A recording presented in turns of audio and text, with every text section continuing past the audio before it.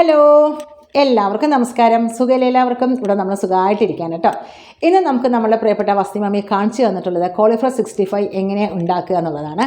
എല്ലാവർക്കും ഇഷ്ടമാണ് അല്ലേ കോളിഫ്ലവർ 65 കഴിക്കാൻ. കോളിഫ്ലവർ വെറുതെ വറുത്താൽ തന്നെ നല്ല ടേസ്റ്റാണ്. കോളിഫ്ലവർ എങ്ങനെ വൃത്തിയാക്കുക എന്നുള്ളത് എല്ലാവർക്കും അറിയാം. എന്നാലും ഞാനൊരു ചെറിയ രൂപത്തിൽ പറയാം.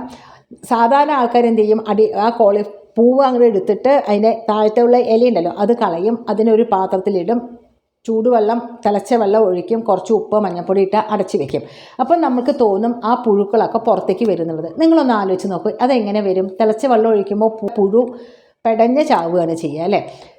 വെജ് പോയിട്ട് നോൺ വെജ് ആവുകയാണ് ശരിക്കും ചെയ്യുന്നത് ഈ കോളിഫ്ലവർ. ശരിക്കും അതിന് എന്താ ചെയ്യേണ്ടത്? അതിന് ഇതളായിട്ട് അടർത്തിയെടുക്കുക. എന്നിട്ട് അതിൽ ഈ പുഴുക്കളുണ്ടെങ്കിൽ അവിടെ ഒരു കറുത്ത കളറുണ്ടാവും. അതിനെയൊക്കെ കളഞ്ഞിട്ട് ആ ഇതളിനെ ഒരു പാത്രത്തിലിടുക. പാത്രത്തിലിട്ട് ചുടുവെള്ളം ഒഴിച്ചിട്ട് ഉപ്പും വിനാഗിരി മഞ്ഞൾപ്പൊടിയൊക്കെ ഇടുകയാണെന്ന് വെച്ചാൽ അതിലുള്ള കെമിക്കലും അതിലുള്ള വേണ്ടാത്ത സാധനങ്ങളൊക്കെ പോയി വൃത്തിയായിട്ട് നമുക്ക് കിട്ടും. അങ്ങനെയാണ് ശരിക്കും ചെയ്യേണ്ടത്. അപ്പോഴാണ് അത് വൃത്തിയായിട്ടുള്ള കോളിഫ്ലവറായിട്ട് നമുക്കിത് കിട്ടുള്ളൂ. പിന്നെ കോളിഫ്ലവർ 65 ഉണ്ടാക്കുമ്പോൾ നല്ല ഫ്രഷ് ആയിട്ടുള്ള കോളിഫ്ലവർ വാങ്ങിക്കണം. അതുപോലെ അതിൽ കറുപ്പ് പാട് കുത്തുള്ളതൊന്നും നോക്കി വാങ്ങരുത്. നല്ല വെളുത്ത കളറിലുള്ള കോളിഫ്ലവർ വാങ്ങിക്കണം. എന്നാലേ നമുക്ക് നല്ല ക്രിസ്പായിട്ടുള്ള കോളിഫ്ലവർ 65 നമുക്ക് ഉണ്ടാക്കാൻ പറ്റുള്ളൂ. ഇപ്പോൾ ശരിക്കും പറയുകയെന്ന് വെച്ചാൽ പുഴുക്കളൊക്കെ കോളിഫ്ലവറിൽ വളരെ കുറവാണ്. ഈ കെമിക്കൽ അടിച്ചിട്ട് തന്നെയാണ് നമുക്ക് കിട്ടണത്. എന്നാലും നമുക്ക് നമ്മുടെ സമാധാനത്തിൽ നമുക്ക് ഇങ്ങനെ ചെയ്തല്ലേ പറ്റൂ. നമ്മളുടെ മാമി ഇന്ന് കാണിച്ചു തന്നിട്ടുള്ള കോളിഫ്ലവർ 65 നമുക്ക് എങ്ങനെ ഉണ്ടാക്കണമെന്ന് നോക്കാം. വളരെ എളുപ്പമാണ്. ഇത് ചോറിൻ്റെ കൂടെ കഴിക്കാനും ഈവനിങ് സ്നാക്സ് ആയിട്ടും കുട്ടികളുടെ ടിഫിൻ ബോക്സിൽ കൊടുത്തയക്കാനും കുട്ടികൾക്കും ഒക്കെ ഇഷ്ടമുള്ളൊരു സംഭവമാണ്.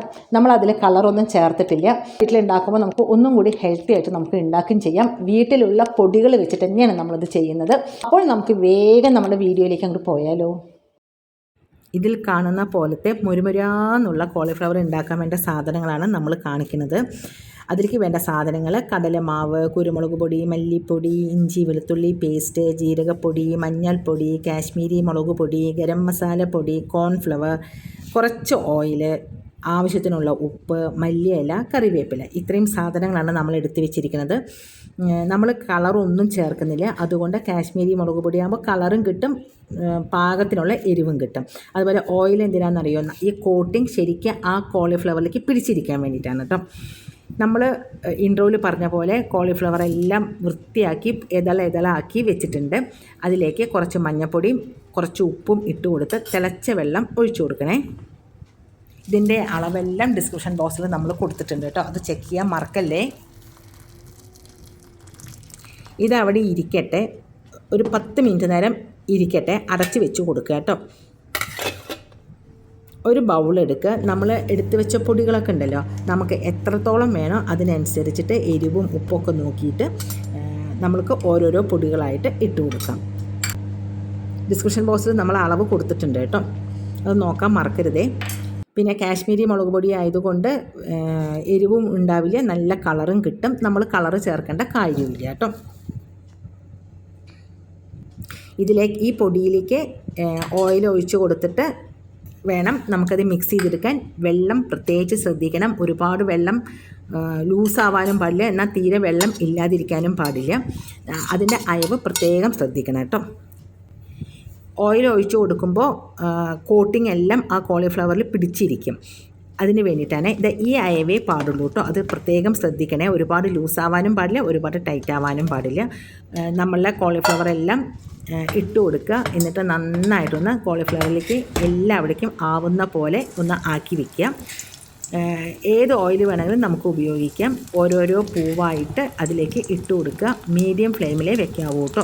ഇപ്പം തന്നെ കുത്തി ഇളക്കാനും പാടില്ല, അതവിടെ ഇരിക്കട്ടെ. മീഡിയം ഫ്ലെയിമിൽ ഇരുന്നിട്ടൊന്ന് വെന്ത് വന്നിട്ട് നമുക്ക് മെല്ലെ ഒരു സ്പൂണോ അല്ലെങ്കിൽ നീളം കൂടിയ കാലുള്ള വല്ലതും വെച്ചിട്ട് പപ്പടക്കോലോ എന്തെങ്കിലും വെച്ചിട്ട് മെല്ലെ ഒന്ന് ഇളക്കി കൊടുക്കാനേ പാടുള്ളൂ കേട്ടോ. കുറച്ച് നേരം കഴിഞ്ഞിട്ടേ, ഇപ്പം തന്നെ പാടില്ല. രണ്ടും മെല്ലെ ഒന്ന് ഇളക്കി കൊടുക്കുക. അപ്പോൾ തമ്മിൽ ഒട്ടുമില്ല. ഇത് നോക്കൂ, നമ്മൾ ഓയിൽ ആ പൊടിയിലേക്ക് മിക്സ് ചെയ്തപ്പോൾ കണ്ടോ, അതിൻ്റെ കോട്ടിംഗ് ഒന്നും പോകുന്നേ ഇല്ലല്ലോ.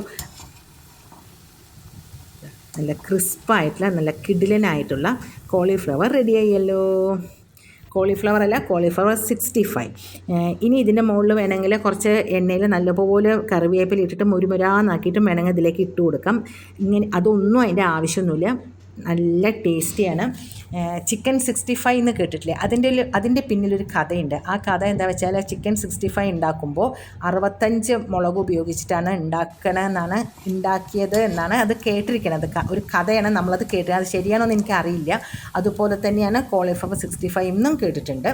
എന്തായാലും നമ്മുടെ എരിവിന് ആവശ്യമുള്ള മുളക് പൊടി എടുത്തിട്ട് നമുക്ക് ചെയ്യാവുന്നതാണ്. കാശ്മീരി മുളക് പൊടിയാണെങ്കിൽ സൂപ്പറാണ്. കളറും നമുക്ക് ചേർക്കേണ്ട കാര്യമില്ലല്ലോ. അപ്പോൾ അത് എല്ലാവരും ഒന്ന് ട്രൈ ചെയ്ത് നോക്കണം കേട്ടോ. ഞാൻ പറഞ്ഞ പോലെ ഈവനിങ് സ്നാക്സൊക്കെ ആയിട്ട് നമുക്ക് ഉപയോഗിക്കാം. എളുപ്പമല്ലേ? കോളിഫ്ലവർ വൃത്തിയാക്കുമ്പോൾ ഒന്ന് ശ്രദ്ധിക്കണം.